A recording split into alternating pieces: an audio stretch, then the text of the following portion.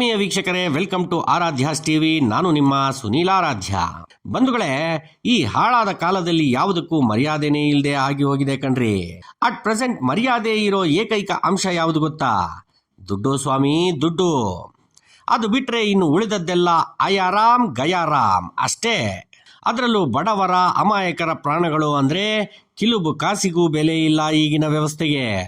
ದುಡ್ಡು ಇರೋವನಿಗೆ welcome, ಇಲ್ಲದವನಿಗೆ don't come.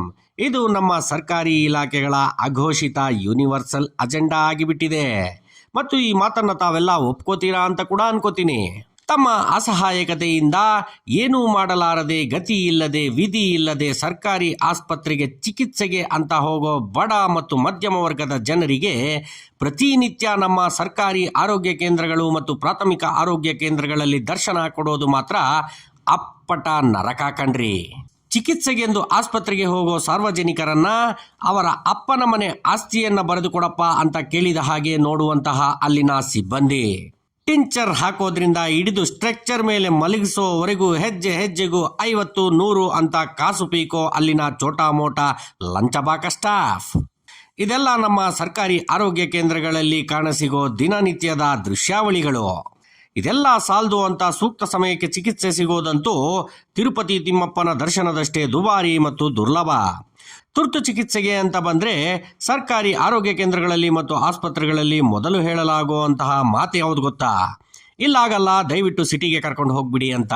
ಇಷ್ಟೆಲ್ಲ ವೃತ್ತಾಂತ ಒಂದು ಕಡೆ ಇರಲಿ, ಕಾರಣ ಇಲ್ಲಿನ ವ್ಯವಸ್ಥೆಯನ್ನ ಬದಲು ಮಾಡಲಿಕ್ಕೆ ಸಾಕ್ಷಾತ್ ಬ್ರಹ್ಮನೇ ಇಳಿದು ಬಂದರೂ ಆಗೋಲ್ಲ. ಆ ಮಟ್ಟಕ್ಕೆ ತಲುಪಿ ಕೂತಿದೆ ಈಗಿನ ಭ್ರಷ್ಟ ವ್ಯವಸ್ಥೆ. ಸಾರ್ವಜನಿಕರಿಗೆ ಬಹಳ ಮುಖ್ಯವಾಗಿ ಬೇಕಿರೋದು ತುಂಬಾ ತುರ್ತಿನ ಸಮಯದಲ್ಲಿ ಸೂಕ್ತ ಸ್ಥಳಕ್ಕೆ ತಲುಪಲು ವಾಹನ ವ್ಯವಸ್ಥೆ.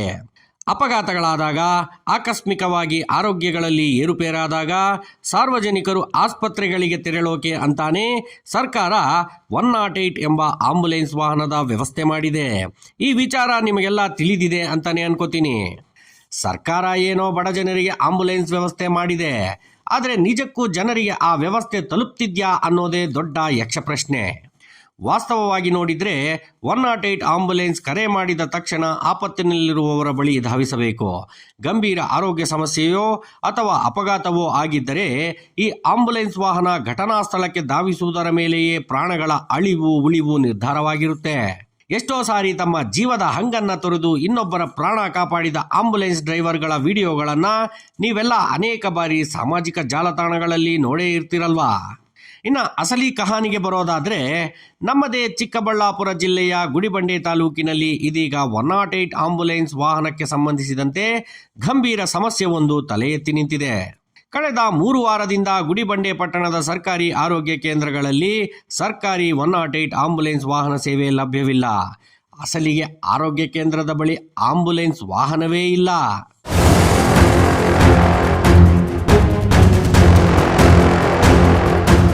ಪಾಪ ಈ ಗುಡಿಬಂಡೆಯ ಸುತ್ತಮುತ್ತಲ ಬಡ ಮತ್ತು ಅಮಾಯಕ ರೈತಾಪಿ ವರ್ಗಕ್ಕೆ ತಕ್ಷಣಕ್ಕೆ ಅಂದರೆ ಸಿಗೋದು ಇದೇ ಗುಡಿಬಂಡೆಯ ಸರ್ಕಾರಿ ಆರೋಗ್ಯ ಕೇಂದ್ರಗಳು ಮತ್ತು ಹಂಪಸಂದ್ರ ಆರೋಗ್ಯ ಕೇಂದ್ರಗಳು. ಗುಡಿಬಂಡೆಯ ಸುತ್ತಮುತ್ತಲೂ ವಾಹನ ಅಪಘಾತಗಳು ಸಂಭವಿಸಿದಾಗ ಮತ್ತು ಆರೋಗ್ಯಗಳಲ್ಲಿ ಗಂಭೀರವಾದ ಏರುಪೇರುಗಳಾದಾಗ ಜನ ಅಂಗಲಾಚೋದು ಇದೇ 108 ಆಂಬುಲೆನ್ಸ್ ವಾಹನಕ್ಕೆ. ಬಟ್ ಅಲ್ಲಿನ ಪರಿಸ್ಥಿತಿ ನೋಡಿದರೆ ಜಿಲ್ಲಾ ಆರೋಗ್ಯ ಇಲಾಖೆಯ ಬೇಜವಾಬ್ದಾರಿತನಕ್ಕೆ ಮತ್ತು ಉಡಾಫೆತನಕ್ಕೆ ಹಿಡಿದ ಕೈಗನ್ನಡಿಯಂತಿದೆ. ಪಾಪ ಆ ಗುಡಿಬಂಡೆ ಮತ್ತು ಅಲ್ಲಿನ ಸುತ್ತಮುತ್ತಲ ಗ್ರಾಮಗಳ ಬಡ ರೈತಾಪಿ ವರ್ಗದ ಜನ ಅದೇನು ಪಾಪ ಮಾಡ್ಕೊಂಡಿದ್ದಾರೋ ಗೊತ್ತಿಲ್ಲ. ಯಾವ ವಿಚಾರದಲ್ಲೂ ಅವರಿಗೆ ನ್ಯಾಯ ಸಿಗ್ತಿಲ್ಲ ಮತ್ತು ಸಿಗೋದೂ ಇಲ್ಲ.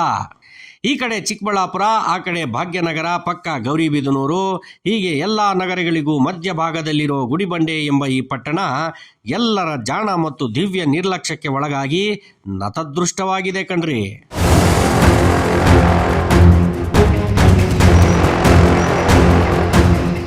ಇನ್ನು ಈ ಕ್ಷೇತ್ರದ ಶಾಸಕರು ತಮ್ಮ ಸ್ವಂತ ಆಂಬುಲೆನ್ಸ್ ವಾಹನವನ್ನು ಜನರ ಸೇವೆಗೆಂದು ಬಿಟ್ಟಿದ್ದಾರಾದರೂ ಅದಕ್ಕೆ ಪ್ರತ್ಯೇಕ ನಂಬರ್ ಇರೋದ್ರಿಂದ ಜನಕ್ಕೆ ಆಕ್ಸೆಸಿಬಿಲಿಟಿ ಕಡಿಮೆ.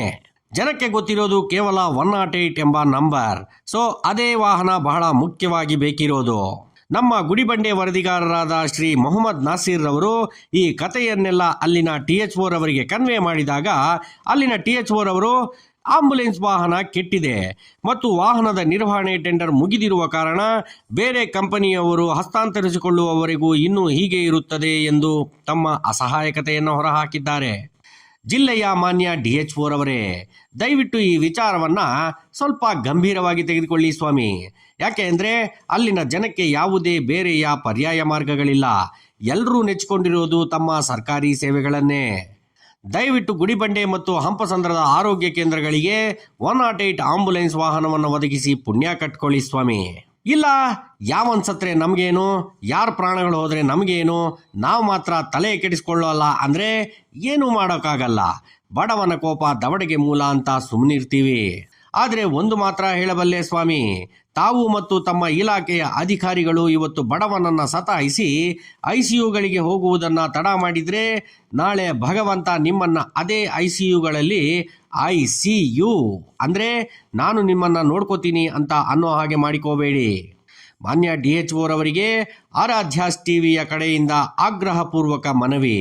ತಾವು ಏನು ಮಾಡ್ತೀರೋ ಬಿಡ್ತೀರೋ ಗೊತ್ತಿಲ್ಲ, ಗುಡಿಬಂಡಿಗೆ ತುರ್ತಾಗಿ ಆಂಬುಲೆನ್ಸ್ ವಾಹನವನ್ನು ಒದಗಿಸಿಕೊಡಿ ಸ್ವಾಮಿ.